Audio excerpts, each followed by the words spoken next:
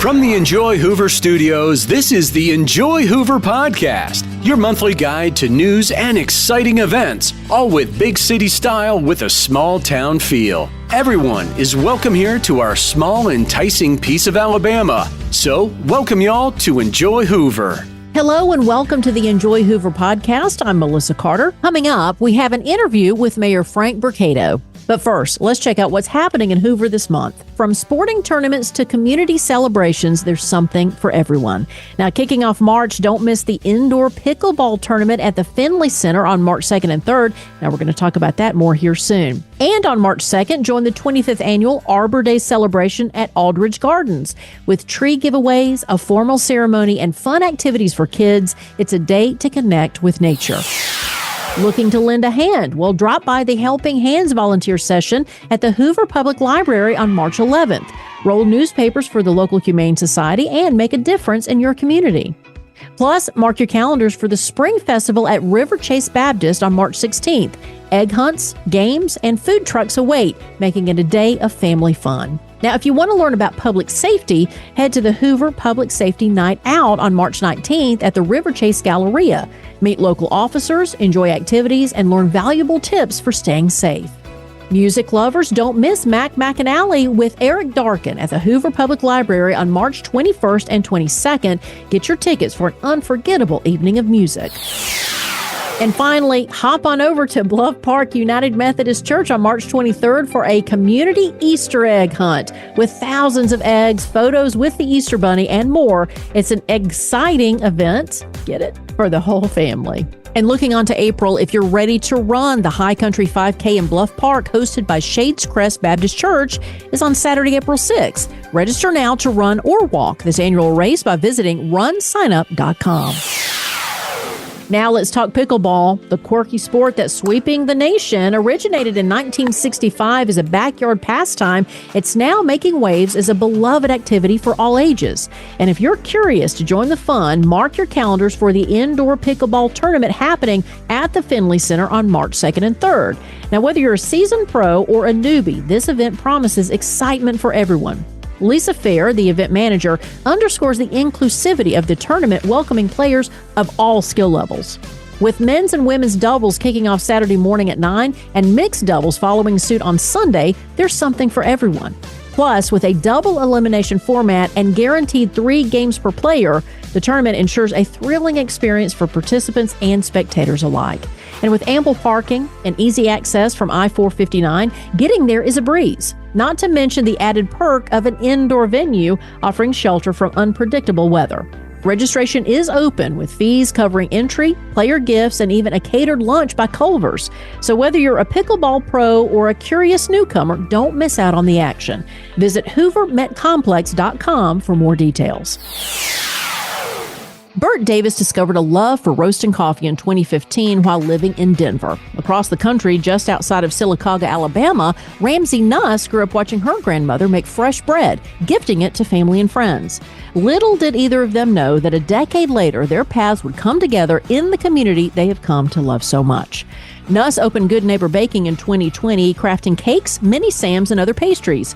Davis and his wife, Erin, launched Daysel Coffee Lab in 2019, turning a hobby into a coffee roasting business. Later this spring, they'll bring their talents together to open the Bluff Park Coffee Collective. In 2020, Nuss and Davis found each other's Instagram pages and quickly connected. Nuss and her husband, Andrew, struck up a good friendship with Bert and Erin, and since forming their connection, they have supported and celebrated each other's wins. That support and connection opened the door for Nuss to wholesale some of her pastries to Daysel's shop in Helena. As she began to think about finding her own space, Bert and Erin shared a desire to open a shop closer to home. The four of us sat down for dinner last summer and made the decision to move forward with Bluff Park Coffee Collective as a way to bring to our community something special, Bert said. A lot of blood, sweat, tears, money, and time have gone into getting what we have coined the Collective Open. Bert's coffee adventure began in Denver in 2015. I started roasting coffee as a hobby, he said. Like many homebeer brewers turned brewery owners, I became a coffee shop owner. His and Erin's operations have grown to include their own roasting facility as well as a retail location that was open in Helena until recently, plus the soon-to-be Bluff Park Coffee Collective. Daysol offers 5 espresso-based drinks and lattes, cortados, cappuccinos, macchiatos, and espresso. They also have mochas, cold brew, matcha, chai, and teas from Piper and Leaf. Good Neighbor Baking offers an array of sweets, including their popular Mini Sam's, miniature cookie sandwiches that are customer favorites. Nuss also creates elaborate cookie cake designs, the occasional wedding cake, and seasonal items like king cakes. The commercial space will give her more opportunities to bring new creations to the community. We always enjoy finding ways to collaborate with Daysol by using their espresso powder in baked products, Nuss said. Bert and Aaron also have a garden that we will begin to utilize in some of these pastries and specialty items. Davis will run the front of house coffee shop experience, while Nuss supplies a small variety of pastries and seasonal bakes for the shop. She will use the shop's commercial kitchen space to grow her online pre-order offerings. When asked specifically about this new venture, Bert couldn't hide his love for what they're creating. We are incredibly excited about this venture in Bluff Park. Aaron and I, as well as the Nuss family, all live in Bluff Park. This is our home. These are our people, he said. When the doors open and we see our friends and family pour through with smiles and laughter, all that will be worth it. We pray that Bluff Park Coffee Collective becomes a staple for this amazing and unique community for many years to come, and that the lives touched through our venture are far too many to count. Bluff Park Coffee Collective is scheduled to open in early spring. Hours are Tuesday through Friday, 6:30 a.m. to 4:30 p.m., and Saturday, 8 a.m. to 2 p.m., but may be subject to change. Follow on Instagram at BP Coffee Collective, at Daysol Coffee Lab, and at Good Neighbor Baking for new specials and updates. Coming up, our interview with Mayor Frank Bercado after this. If you live and play in Bluff Park, you know it's a special community. JBMC Media is proud to announce its newest magazine, the Bluff Park Neighborhood Reader. This bi-monthly magazine is full of community news, information, photos, stories, and more. Mailed every other month to homes and businesses in Bluff Park. Follow them on Instagram and Facebook to keep up with all that's going on the Bluff. For over 50 years, Jefferson State Community College has been a beacon of education in the greater Birmingham area. With a commitment of quality, convenience, and personal attention, we've helped over 15,000 students annually achieve their goals. Offering 120 university transfer programs, 33 career programs, and countless certificates across 4 campuses and online, we're one of the largest community colleges in the state. At Jefferson State, we believe in accessible, economical education. Find your place at Jefferson State. Explore our programs and let us help you accomplish your vision. Visit jeffersonstate.edu today. Explore our site and discover how Jefferson State can help you find your place. Your journey starts here. Hoover Mayor Frank Bercado is here with us. Mayor, thank you so much for your time. I know it is a precious piece of time, but we love having you on the podcast. Thank you. We are grateful to be with you. We love promoting Hoover, and I know that you have recently given the State of the City address. And so, most of the things that people need to know about Hoover were covered there. And I thought maybe here in the beginning when, people have lived here a long time or are thinking about moving to Hoover, talk about the livability in the city. Sure. Well, that kind of falls under quality of life and the things that we offer. And when we talk about livability, one of the things I kind of always talk about is what is it that gets, our kids, we raise our kids here and they go off to college, what gets them to come back here, what makes it attractive, what made it attractive for their mom and dad to live here. And, it all goes back to quality of life. And you think about Hoover, gosh, our park and recreation system is absolutely fabulous with some 25 different parks around the city. We have a library that's probably the busiest library in the state of Alabama, and people flock to it for a lot of different reasons, everything from checking out books to the performing arts that are provided there. Think about our school system. That really is a huge backbone. And the fact that it's one of the largest school systems in the state. As a matter of fact, the high school is the largest high school in the state. And we have around 17 schools. They all are fabulous in the way they deliver a great quality of education for our kids. And we think about our school system. We think about the diversity of our school system. Some 35 to 40 different languages are spoken there. You think about the socioeconomic diversity where some 30% of our kids on free and reduced lunch. And oftentimes that is can be challenging to a system. Yet Hoover, we know how to make it happen. These kids are getting a great opportunity to learn. They're getting a great opportunity to share their lifestyle, where they came from. They're getting an opportunity, if they happen to be kids in poverty or kids that can't speak English, we want to give them all the tools that will allow them to escape that, just to share in that American dream. And then when you think about neighborhoods and your businesses, and when quality of life there, is it safe? And Hoover, think about this, we're a city of almost 100,000 people. And last year we had no homicides. We only had, we did have 2 vehicular homicides, but we didn't have the violent homicides that you read so much about. Our crime statistics were incredibly low. As a matter of fact, our robberies decreased 40%, burglaries 15%, car break-ins 12%, sexual assault 15%. Just our overall offenses were down about 8%. And so those are the types of things that people look at when they're looking at a community to move into. What's the school system like? How safe is it? What type of recreational opportunities do we have?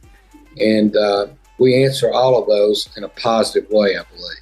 Well, it's a shame that this is not video, because the smile, the glow on your face as you're talking about the city you lead. I mean, I think that is a testament to, you're so proud of Hoover, and there's reason to be. Now, and I love how you talked about when kids move and go away, you want something that makes them come back. I think parents have the same idea with their children. Hey, I want you as an adult to want to come back and spend time with me, and hoping I did a good job as a parent.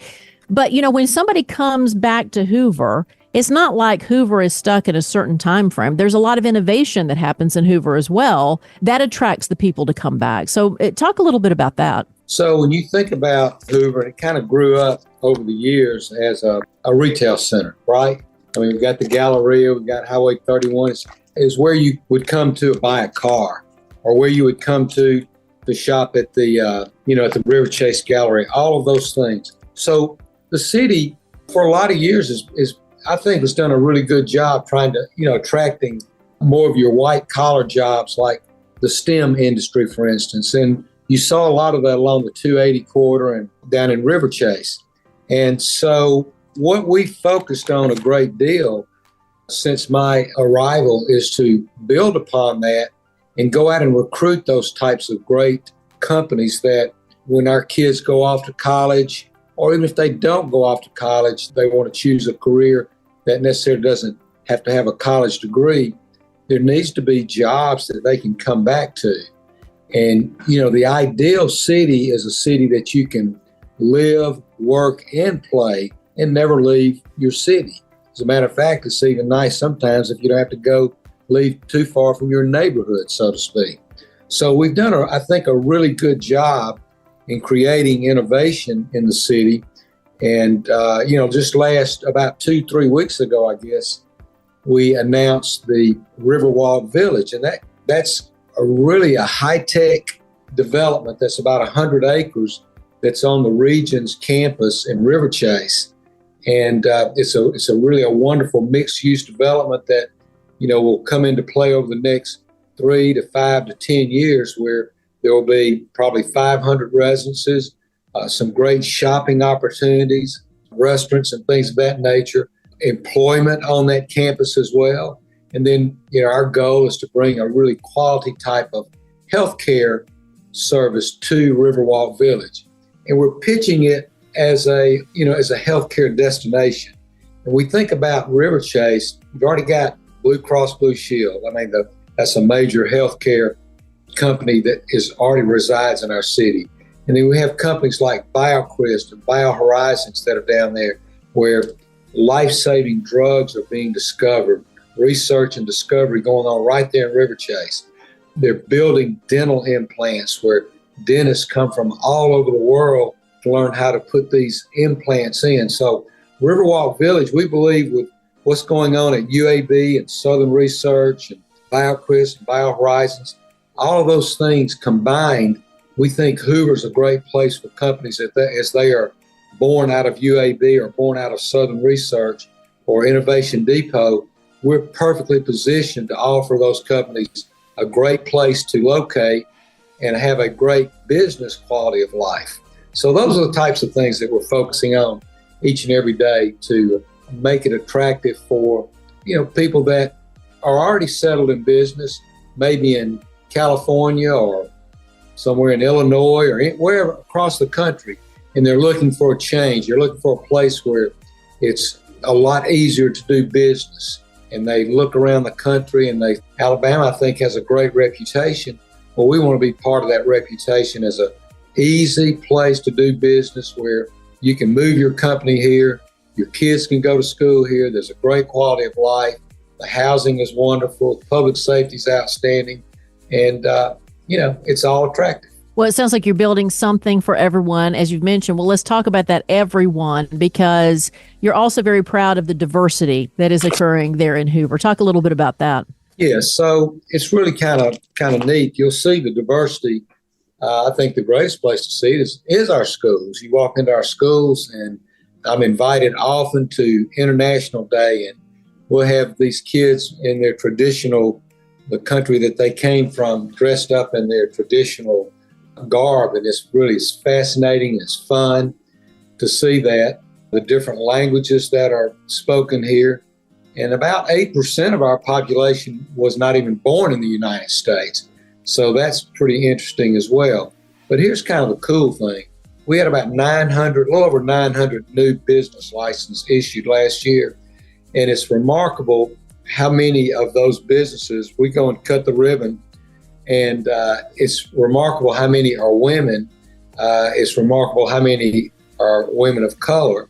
And that's kind of, I think that speaks volumes about who we are and why we're so attractive to people from across every socioeconomic scale, so to speak. And we are proud of that. We promote it. We talk a lot about it. And I think we put our money where our mouth is.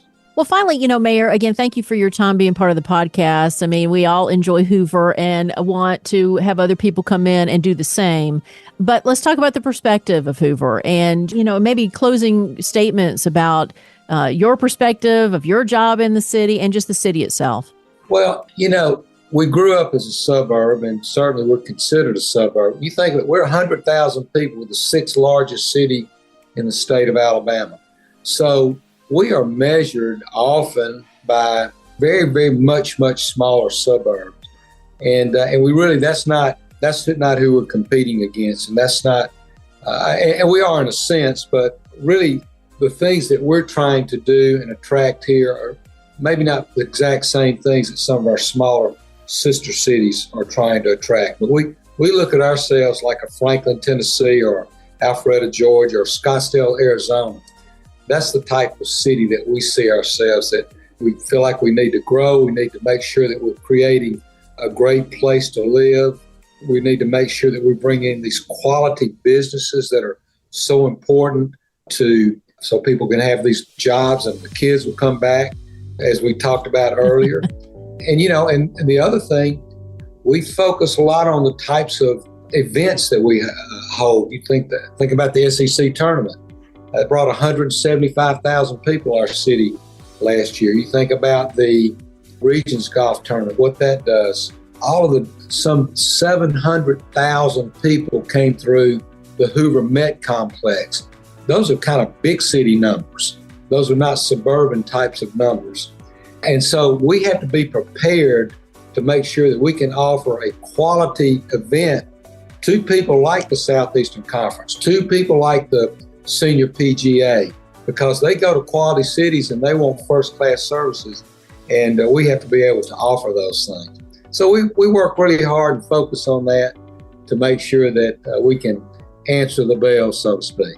Again, Mayor Frank Bercado's smile is contagious. It's a shame you can't see it, but sir, thank you for your leadership and thank you for your time today. We appreciate it. Well, thank y'all. We love talking about Hoover, and call us anytime. We had many, many more things we could talk about. Thanks for listening to the Enjoy Hoover podcast. For even more information about Hoover and what's happening, we invite you to follow us on Facebook and Instagram.